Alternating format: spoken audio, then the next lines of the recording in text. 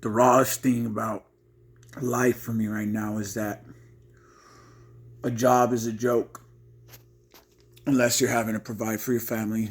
But if you're not growing food at home for your family, a job's just as much of a joke with one or without one. Because we all have the ability to provide for our family without having to have a job. We could definitely just go out back and farm food with our family, grow food, take the first couple paychecks, keep getting food for right now, and start growing your own food. You can make the sacrifice to do that because we have no idea where our food's coming from or what's in it.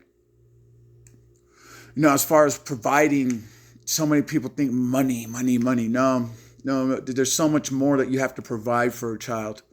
Instruction, guidance, discipline, love. Just to give a person a place to live, or a kid or child a place to live, is not being a parent. You must spend time with that kid. You must tell that kid yes or no. You must let them know why it's so difficult out there. You must prepare them for the times where you're not going to be there.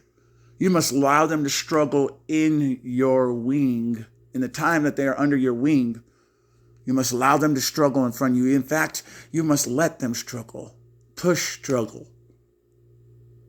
So that while they're next to you, you can teach them how to deal with struggle, to deal with hard times, to deal with hardships, to deal with failure, to deal with mistakes, to deal with when somebody goes after you and gets what they want out of you.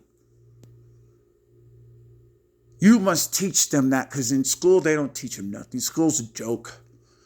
Most parents could teach their kids more about life at home than what the schools teach them. They say, hey, never leave a child behind. So in other words, they pass kids now, whether they deserve it or not. So, okay, so that curriculum's just dead and gone. And, so what are we going to do to save these kids, and to help them?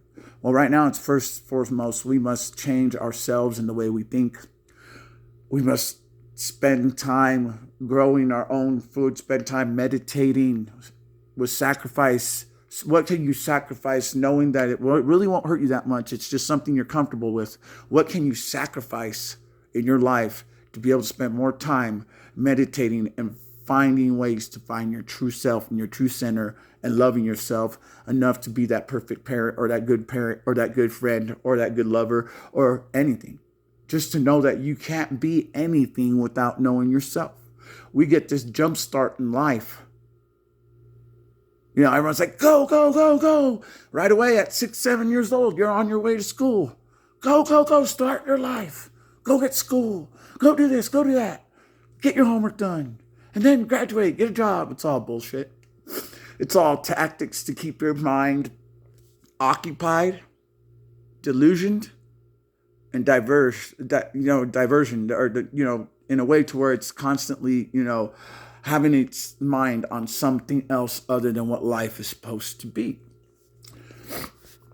And so, we got to change our minds about what life is. We got to change our minds about how happiness comes about, because I know more people who have struggled in their life that have figured out ways to find happiness. But I've also known people who have struggled in their life who are dead now, who are on lots of drugs right now.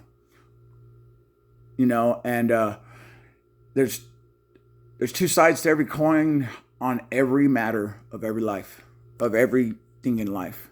There's two sides to everything. And we are living only one side of it, because the life that has been proposed to us as this is what life is supposed to be is a joke. It's an illusion. It's a diversion. And we are just constantly living it because that's what we have been told for generations, way before our parents' parents. This has been going on way before that. So how do the minds of now even know how to access the ability to be able to say, hey, this ain't even right?